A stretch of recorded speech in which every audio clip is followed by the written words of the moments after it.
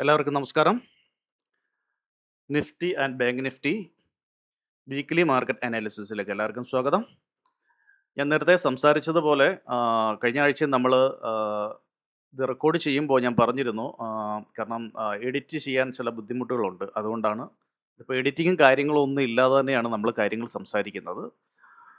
അതുകൊണ്ട് ചെറിയ ഒരു ലാഗൊക്കെ വരാം, അതുകൊണ്ട് ക്ഷമിക്കുക.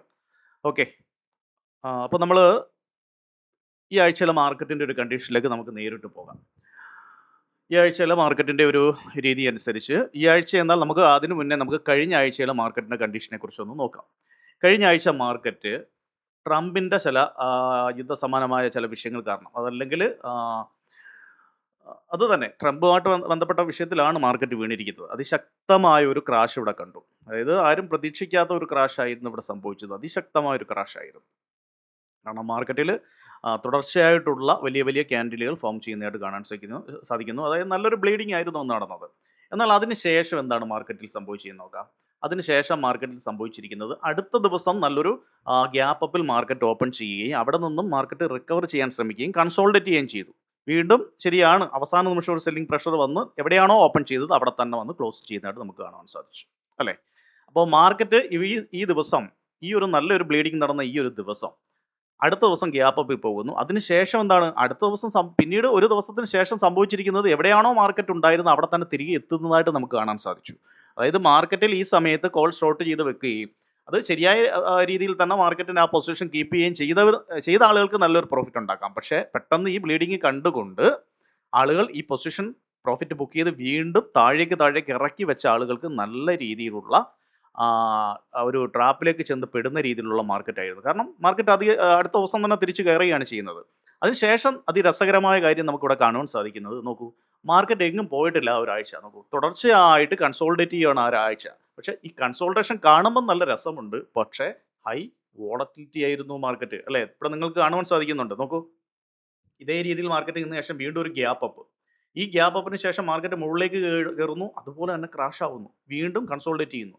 അതിനുശേഷം അടുത്ത ദിവസം സംഭവിക്കുന്ന നോക്കൂ, അതിശക്തമായിട്ടുള്ള ഒരു ഗ്യാപ്പ് ഡൗൺ ആണ് സംഭവിക്കുന്നത്. ഈ ഗ്യാപ്പ് ഡൗൺ സംഭവിച്ച ശേഷം മാർക്കറ്റ് റിക്കവർ ആയി കയറി മുകളിലേക്ക് പോയി, കഴിഞ്ഞ ദിവസത്തെ ആ ഒരു ഹൈയും ബ്രേക്ക് ചെയ്ത് മുകളിൽ പോയി. അതിനുശേഷം മാർക്കറ്റ് അവിടെ കൺസോൾഡേറ്റ് ചെയ്ത് നിൽക്കുന്നു. എന്നാൽ വീണ്ടും എന്താണ് സംഭവിക്കുന്നത്, ഈ ഒരു രീതിയൊക്കെ കാണുമ്പോൾ നമ്മൾ വിചാരിക്കും മാർക്കറ്റ് തിരിച്ചു കയറാൻ പോവുകയാണ് എന്നല്ലേ. പക്ഷേ അവിടെ സംഭവിച്ചിരിക്കുന്നത് എന്താണ്, തീർച്ചയായിട്ടും അടുത്ത ദിവസം മാർക്കറ്റ് ഗ്യാപ്പ് ഡൗണിലാണ് ഓപ്പൺ ചെയ്യുന്നത്. അപ്പോൾ മാർക്കറ്റ് നമുക്ക് പിടുത്തം തരാത്ത രീതിയിലാണ് ഇവിടെ നിൽക്കുന്നത്. എന്നാൽ ഓവറോൾ നോക്കുന്ന കാര്യം നോക്കിയാലോ, ഓവറോൾ മാർക്കറ്റ് എങ്ങും പോയിട്ടില്ല. ഇവിടെ തന്നെ നിന്ന് കൺസോൾഡേറ്റ് ചെയ്യുകയാണ്, ഒരു അറൗണ്ട് ഏരിയകളിൽ നിൽക്കുകയാണ്. നമുക്കൊരു പ്രത്യേക ഒരു പ്രൈസോ മാത്രം എടുത്തുകൊണ്ട് അത് നിൽക്കുന്ന മാർക്കറ്റാണ് നമുക്ക് കാണാൻ സാധിക്കുന്നത്, അല്ലേ? നോക്കൂ, പലപ്പോഴും മാർക്കറ്റ് ഇവിടെ ശക്തമായ വോളറ്റിലിറ്റി നമുക്കിവിടെ കാണാൻ സാധിക്കും. ഓരോ ദിവസത്തെ ക്യാൻഡിലുകളാണ് മാർക്കറ്റ് മുകളിലേക്ക് പോവുക, താഴേക്ക് വരിക. അതൊരു എന്താ പറയുക, ഒരു വി ഷേപ്പ് മാർക്കറ്റ് എന്നൊക്കെ പറയുന്ന പോലെ ഇത് എന്താ പറയുക, അങ്ങനത്തെ ഒരു മാർക്കറ്റാണ് പലപ്പോഴും ഇവിടെ കാണുവാൻ നമുക്ക് സാധിക്കുന്നത്. അതായത് മാർക്കറ്റിലെ ആ ശക്തമായിട്ടുള്ള ആ ഒരു വോളറ്റിലിറ്റി ശരിക്കും നമുക്കിവിടെ പ്രതിഫലിക്കുന്നതായിട്ട് കാണാൻ സാധിക്കുന്നു. പിന്നെ എന്താണ് അവസാന ദിവസം നടന്നിരിക്കുന്നത്, വെള്ളിയാഴ്ച എല്ലാവരും വിചാരിച്ചത് മാർക്കറ്റ് ഒന്ന് കൺസോൾഡേറ്റ് ചെയ്ത് നിൽക്കും. കാരണം എന്താണ്, നമ്മളുടെ പ്രധാനപ്പെട്ട വെയിറ്റേജ്, നിഫ്റ്റിയിൽ വെയിറ്റേജ് ഉള്ള, അല്ലെങ്കിൽ ബാങ്ക് നിഫ്റ്റി വെയിറ്റേജ് ഉള്ള കമ്പനികളുടെയൊക്കെ റിസൾട്ട് വരികയായിരുന്നു, അല്ലേ?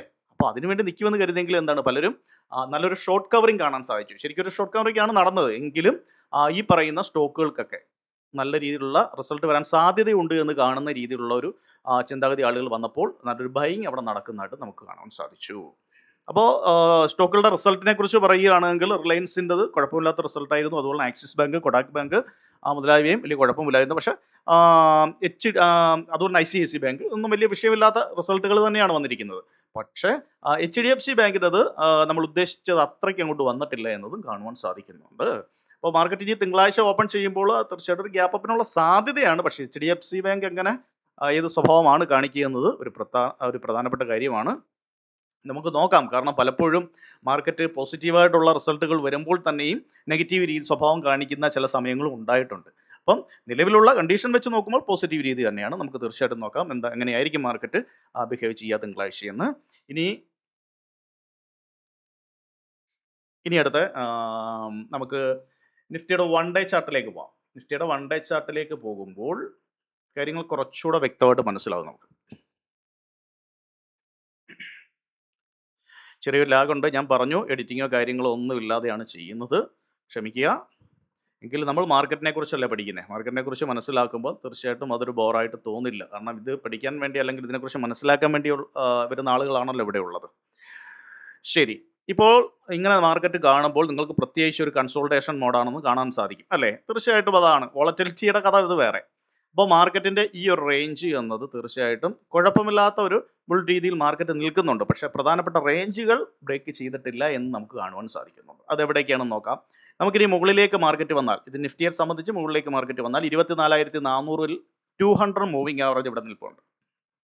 അപ്പോൾ 400 ബ്രേക്ക് ചെയ്ത് കഴിഞ്ഞാൽ തീർച്ചയായിട്ടും മാർക്കറ്റ് ഏതൊരു റേഞ്ചിലേക്ക്, അതായത് ശരിയായ ഒരു പ്രൈസ് ഓൺ ആയിട്ടുള്ള ഈ ഒരു റേഞ്ച്, ഇതൊരു റെസിസ്റ്റൻസ് ഏരിയ ആണ്. അതൊരു 600-നടുത്തേക്കൊക്കെ, അതായത് 400 ബ്രേക്ക് ചെയ്താൽ 600-നടുത്തേക്കൊക്കെ പോകാനുള്ള സാധ്യത വളരെ കൂടുതലാണ് നിഫ്റ്റിയെ സംബന്ധിച്ച് എന്ന് നമുക്കിവിടെ കാണാൻ സാധിക്കും.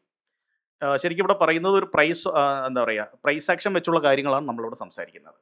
നമ്മുടെ എല്ലാ വീഡിയോ അങ്ങനെയാണ് സംസാരിക്കുന്നത് അല്ലേ? അപ്പോൾ ഇവിടെ നോക്കൂ, ഇതൊരു പ്രൈസ് ഓൺ ആണ് അല്ലേ? ഇപ്പോൾ ഈ ഒരു റേഞ്ചിനെ, പ്രധാനപ്പെട്ട റെസിസ്റ്റൻസിനെ ബ്രേക്ക് ചെയ്ത് മുകളിലേക്ക് പോയാൽ തീർച്ചയായിട്ടും അടുത്ത റേഞ്ച് എന്നത് എവിടെയായിരിക്കും? അത് പോവുക എന്നാൽ എന്താണ് ഉദ്ദേശിക്കുന്നത് നോക്കൂ, നമ്മളുടെ 200 മൂവിംഗ് ആവർ ഉൾപ്പെടെയാണ് അത് ബ്രേക്ക് ചെയ്യാനുള്ള സാധ്യത. അപ്പോൾ അങ്ങനെ സംഭവിക്കുമ്പോൾ തീർച്ചയായിട്ടും മാർക്കറ്റ് ഒരു 24,600-നടുത്തേക്ക് പോകാനുള്ള സാധ്യത വളരെ കൂടുതലാണ്.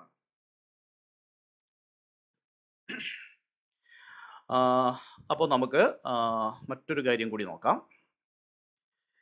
നമുക്ക് നമ്മളുടെ ചാനൽ ഒന്ന് വരച്ചു നോക്കാം. നമ്മൾ എങ്ങനെയൊക്കെയായിരുന്നു വരച്ചിരുന്നത് നോക്കാം.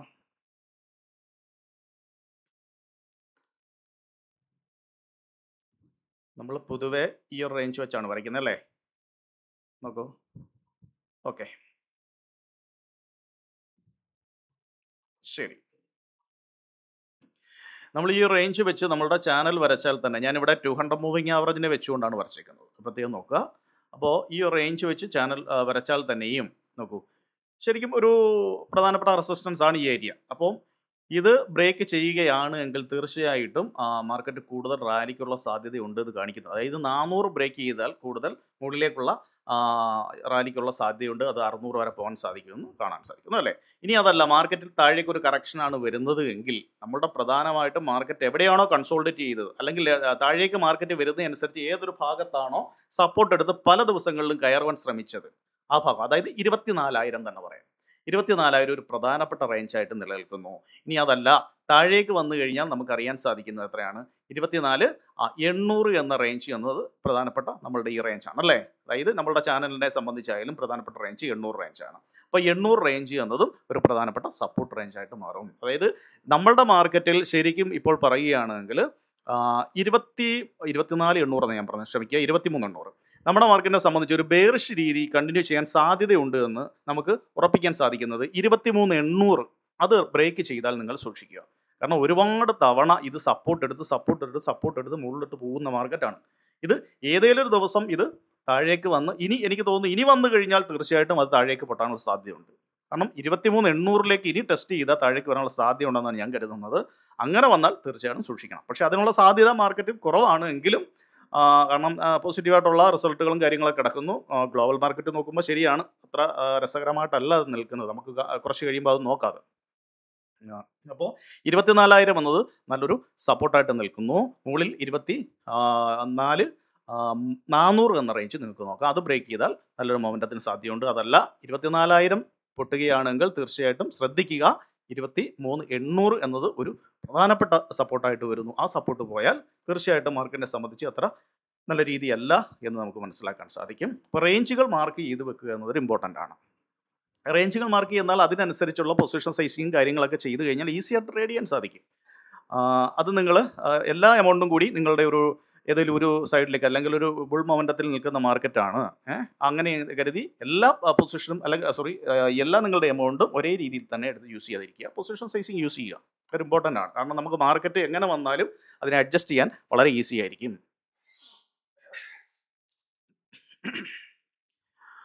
അപ്പോൾ നമുക്കിനി ജസ്റ്റ് നമുക്ക് വീക്ക്ലി ചാർട്ടിലൂടെ ഒന്ന് പോകാം.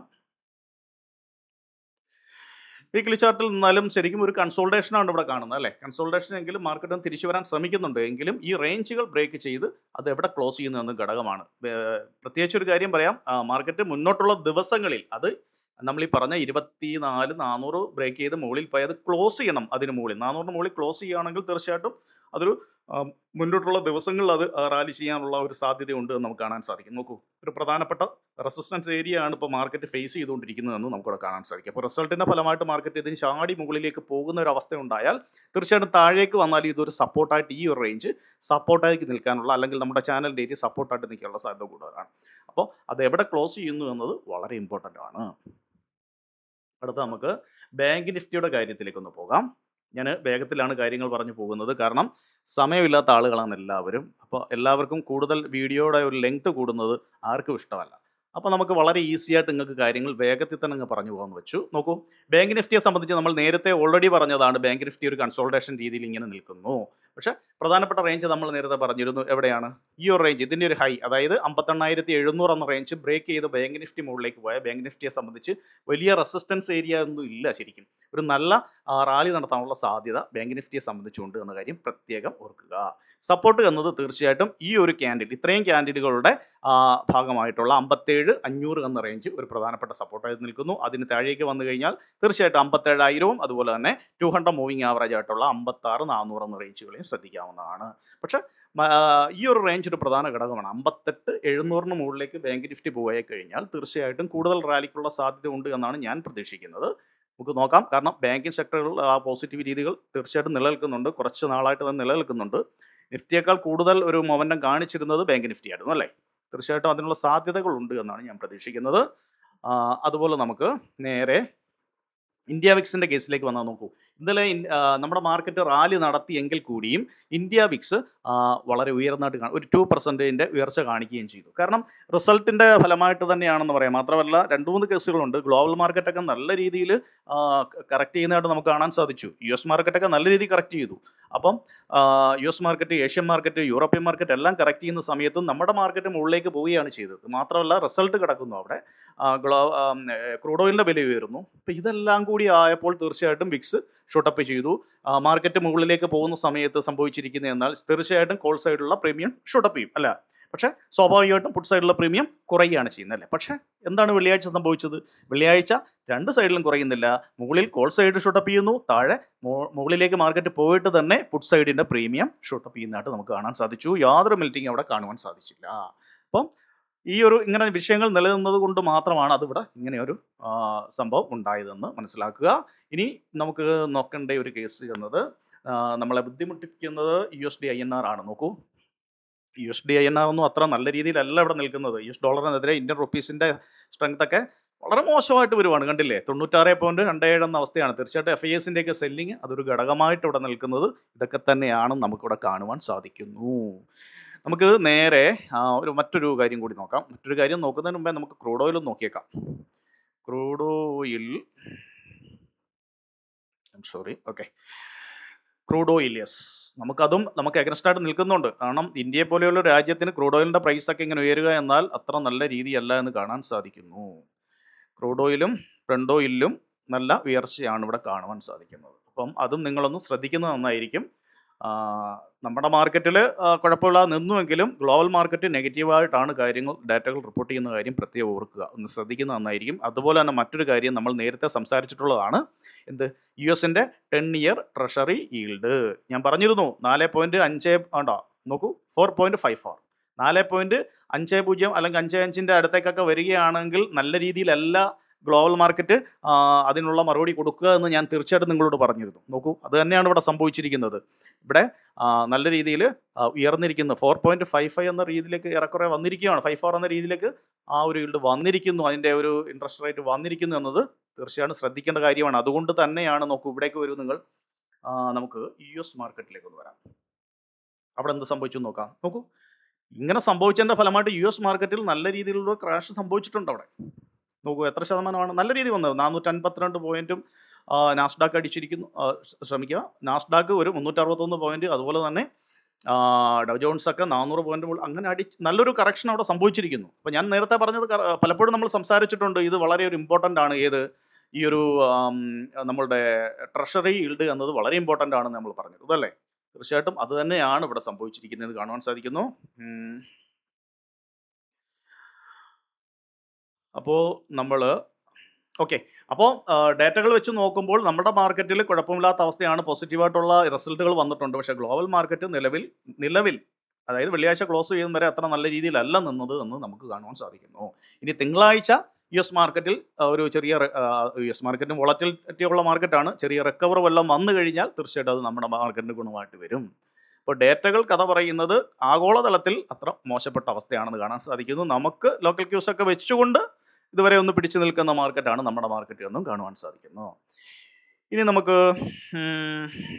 ജസ്റ്റ് ഒയ ബിൽഡപ്പിലേക്ക് വന്നിട്ട് ബാക്കി കാര്യത്തിലേക്ക് പോകാം. ഓക്കെ, ഓപ്പൺ ട്രസ്റ്റിലേക്ക് വരാം. ഓപ്പൺ ട്രസ്റ്റിലേക്ക് വരുമ്പോൾ നോക്കൂ, ലാസ്റ്റ് 5 മിനിറ്റ് 10 മിനിറ്റിൽ സംഭവിച്ചിരിക്കുന്നത് നല്ല ഒരു അൺവൈൻഡിങ് നടന്നിരിക്കുന്നു. കാരണം പലരും നല്ല രീതിയിൽ അൺവൈൻഡിങ് നടത്തി മുന്നോട്ട് പോയിരിക്കുകയാണ്. പൊസിഷൻ ക്ലോസ് ചെയ്തിരിക്കുന്നതായിട്ട് കാണാൻ സാധിക്കുന്നു. പക്ഷേ നമ്മളിവിടെ നോക്കുകയാണെങ്കിൽ ഓവറോൾ ഓപ്പൺ ട്രസ്റ്റ് എടുത്ത് നോക്കിക്കഴിഞ്ഞാൽ നിലവിലുള്ള എങ്കിൽ തന്നെയും പുട്ട് സെല്ലേഴ്സ് കൂടുതലാണെന്ന്, നന്നായി കൂടുതലാണെന്ന് തന്നെ പറയാം. അതായത് 1.06 എന്ന രീതിയിൽ 1-ന് പുറത്തുണ്ട്. അതുപോലെ തന്നെ PCR ഇൻട്രാഡേ രീതിയിൽ നോക്കിയാലും എങ്ങനെ നോക്കിയാലും ഒരു പുട്ട് സെല്ലേഴ്സിൻ്റെ ആധിക്യം കൂടുതൽ നിൽക്കുന്നതായിട്ട് കാണാൻ സാധിക്കുന്നു. കോൾ സെല്ലേഴ്സ് കുറവാണെന്ന് കാണാൻ സാധിക്കുന്നു. മാർക്കറ്റെ സംബന്ധിച്ച് ഞാൻ പറഞ്ഞു 400 ബ്രേക്ക് ചെയ്ത് കഴിഞ്ഞാലുള്ള അവസ്ഥ ഞാൻ പറഞ്ഞു. എവിടെ പോകാൻ? ഏറെക്കുറെ 600-നടുത്തൊക്കെ മാർക്കറ്റ് പോകാനുള്ള സാധ്യതയുണ്ട്. അതുകൊണ്ട് തന്നെയാണ് ഇവിടെ നോക്കൂ 24,700-ലും 800-ലും ഒക്കെ മാത്രമാണ് ആ കാൾ സെല്ലേഴ്സ് കൂടുതലായിട്ടും നിൽക്കുന്നതായിട്ട് നമുക്ക് കാണാൻ സാധിക്കുന്നത്. തീർച്ചയായിട്ടും ഇതൊക്കെ നോക്കിയിട്ടാണ് അവർ പൊസിഷനുകളും മറ്റും എടുക്കുന്നത്. കാരണം പക്ഷേ നമുക്ക് സപ്പോർട്ട് റേഞ്ച് നോക്കൂ 24,200, അതായത് ഓരോ 50 പോയിന്റ് ഇടവിട്ടും നമുക്ക് എന്താണ് സപ്പോർട്ട് ഉണ്ടെന്ന് കാണാൻ സാധിക്കുന്നു. എങ്കിലും 200 അതുപോലെ തന്നെ 24,100 ഓവറോൾ നോക്കിക്കഴിഞ്ഞാൽ 24,000 നല്ല സപ്പോർട്ടായിട്ട് നിലനിൽക്കുന്നതായിട്ട് നമുക്ക് കാണുവാൻ സാധിക്കുന്നുണ്ട്. ഇനി നമുക്ക് നേരെ FISന്റെ ഡേറ്റയിലേക്ക് പോയാൽ നമുക്ക് അറിയേണ്ടത് ക്യാഷ് മാർക്കറ്റാണ്. ക്യാഷ് മാർക്കറ്റിലേക്ക് പോയി കഴിഞ്ഞാൽ നോക്കൂ, മാർക്കറ്റ് ഒരു നല്ല ഒരു റാലി നമുക്കിവിടെ നടത്തിയെങ്കിൽ FIS ഇവിടെ 376 കോടിക്കായാലും അത് സെല്ലിംഗ് ആണ്. അവർ സെല്ലിങ്ങിൽ തന്നെയാണ്. കാരണം ഞാൻ പറഞ്ഞു നമ്മളുടെ US ഡോളറിനെതിരെ ഇന്ത്യൻ റുപ്പീസ് ഒക്കെ വളരെ മോശപ്പെട്ട അവസ്ഥയിലാണ് നിൽക്കുന്നത് അല്ലേ. അപ്പോൾ അങ്ങനെ നിൽക്കുമ്പോൾ തീർച്ചയായിട്ടും FIS ആ സെല്ലിങ്ങിൽ നിൽക്കും. FISന് ഗുണകരമായിട്ടൊന്നും ഇവിടെ നിന്നും കിട്ടുന്നില്ല എന്നതാണ് സത്യം. അതെന്നാണോ ലഭിക്കുന്നത് തീർച്ചയായിട്ടും അവർ തിരിച്ചു വരും. അവർ തിരിച്ചു വന്നാൽ മാത്രമേ നമ്മളുടെ മാർക്കറ്റ് റാലി ചെയ്യൂ. നോക്കൂ 1000-ന് പുറത്ത് കോടിക്കാണ് DIs ബൈ ചെയ്തത്. എന്നിട്ട് മാർക്കറ്റ് എവിടെ നിൽക്കുന്നു? ഒരു വലിയ റാലി എന്നൊന്നും പറയാൻ സാധിക്കുന്നില്ല. 2 ദിവസം കഴിയും വീണ്ടും താഴേക്ക് വരും. അപ്പം ഇങ്ങനെ സംഭവിക്കുന്നത് വെച്ചാൽ FISന്റെ ബൈങ് നടക്കുന്ന തുടർച്ചയായിട്ട് ഇതുപോലെ ബൈ ചെയ്യുന്ന സമയം എന്ന് വെച്ച് കഴിഞ്ഞാൽ മാർക്കറ്റ് വലിയ റാലിയിലേക്ക് പോകുന്നതാണ്. തുടർച്ചയായിട്ട് ഇങ്ങനെ പോയിക്കൊണ്ടിരിക്കും. അതാണ് അവരുടെ ഒരു പവർ എന്നത്. അപ്പോൾ മാർക്കറ്റിൽ FIS ആ രീതിയിൽ തന്നെ നിൽക്കുന്നു. ഇനി നമുക്ക് സമ്മറി ഓപ്ഷൻ എന്താണ് അവർ നോക്കുന്നതെന്ന് നോക്കാം. ഓപ്ഷനിൽ നേരത്തെ അവർ ഒരു ബെയർഷ് രീതിയായിരുന്നു ഓപ്ഷനിൽ കൊണ്ടുപോയതെങ്കിൽ വെള്ളിയാഴ്ച അതൊന്ന് മാറ്റം വന്നിട്ടുണ്ട്. അതായത് നല്ല രീതിയിലുള്ള മാറ്റമാണ് വെള്ളിയാഴ്ച സംഭവിച്ചിരിക്കുന്നത് ഓപ്ഷനിൽ. നിങ്ങൾ ശ്രദ്ധിക്കുക. അതായത് വീക്കിലി ഓപ്ഷൻ്റെ കാര്യത്തിലാണ് ഇത് കൂടുതൽ ഇമ്പോർട്ടൻ്റ് എന്ന കാര്യം പ്രത്യേകം ഓർക്കുക. അതായത് 1.5 അതായത് 1.5 ലക്ഷത്തിൻ്റെ ഒരു കോൾ ബൈയിങ് അവർ ഇവിടെ നടത്തിയിരിക്കുന്നതായിട്ട് നമുക്ക് കാണാൻ സാധിക്കും വെള്ളിയാഴ്ച മാത്രം. അതോടെ തന്നെയാണ് മാർക്കറ്റിൽ മൊത്തത്തിൽ അവരുടെ ഒരു ഈ ഒരു ഓപ്ഷൻ്റെ രീതിയിൽ ഒരു മാറ്റം സംഭവിച്ചിരിക്കുന്നത്. പുട്ട് സെല്ല് ചെയ്തേക്കുന്നത് 90,000. നല്ലൊരു ബുള്ളിഷിലേക്ക് അവർ തിരികെ വരുന്നു ഓപ്ഷൻ്റെ കാര്യത്തിൽ എന്നത് പ്രത്യേകം ഓർക്കേണ്ട ഒരു കാര്യമാണ്. അപ്പോൾ വീക്കിലി ബേസിൽ നമുക്ക് നോക്കുകയാണെങ്കിൽ തീർച്ചയായിട്ടും അതൊരു ബുള്ളിഷ് രീതി മാർക്കറ്റ് ക്ലോസ് ചെയ്യാനുള്ള സാധ്യതയുണ്ട് എന്ന് നമുക്ക് പ്രതീക്ഷിക്കാം. ഇതൊക്കെ വെച്ച് ഇനി നമുക്ക് പ്രോസിൻ്റെ കണ്ടീഷനിലേക്ക് വന്നാലും അവരും ഇതേ രീതിയിൽ തന്നെയാണ്. ഈ ചേഞ്ചസ് നിങ്ങൾ നോക്കുക. നെറ്റ് OI മാത്രമല്ല, ഈ ചേഞ്ചസ് ഒരു ഇമ്പോർട്ടൻ്റ് ആണ്. വെള്ളിയാഴ്ച നടന്ന ഈ ഒരു ചേഞ്ചസ് 2.2 ലക്ഷത്തിനടുത്ത് ഏറെക്കുറെ കോൾ ഓപ്ഷൻ 1.5 ലക്ഷത്തിനടുത്തുള്ള ഒരു കോൾ ബൈയിങ്ങും അതുപോലെ തന്നെ പുട്ട് സെല്ലിങ്ങും കൂട്ടുന്നതായിട്ട് അവിടെ കാണാൻ സാധിക്കുന്നു. അതും ഒരു ബുള്ളിഷിലേക്ക് വന്നിരിക്കുന്നു. സ്വാഭാവികമായിട്ടും ക്ലയൻറ്റുകൾ അത് സെല്ലിങ്ങിലേക്കായിരിക്കാം വരാൻ.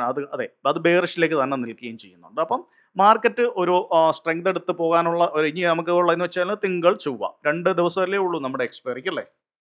അപ്പോൾ മാർക്കറ്റിൽ ആ ഒരു ബുള്ളിഷ് മൊമെൻറ്റത്തിൽ നിൽക്കും എന്നാണ് ഈ ഡേറ്റകളൊക്കെ കാണിക്കുന്നത്. തീർച്ചയായിട്ടും നമുക്ക് നോക്കാം. കാരണം ഗ്ലോബൽ രീതിയിലൊക്കെ കുഴപ്പകരമായ അവസ്ഥയാണ്. അതൊക്കെ കൂടുതൽ വിഷയത്തിലേക്കൊക്കെ പോയി കഴിഞ്ഞാൽ മാർക്കറ്റിൻ്റെ സ്വഭാവം മറിയാം. എങ്കിലും നിലവിലുള്ള കണ്ടീഷൻ വെച്ച് തിങ്കളും ചൊവ്വയും കുഴപ്പമില്ലാതെ നിൽക്കുമെന്ന രീതിയിലുള്ള ഡേറ്റകളാണ് ഓപ്ഷൻ്റെ കാര്യത്തിലാണ് ഇവിടെ കാണാൻ സാധിക്കുന്നു. പിന്നെ നമുക്ക് ഫ്യൂച്ചറിൻ്റെ കേസിലേക്ക് നോക്കാം. അതൊരു വളരെ ഇമ്പോർട്ടൻ്റ് ആണ്. Yes, very important.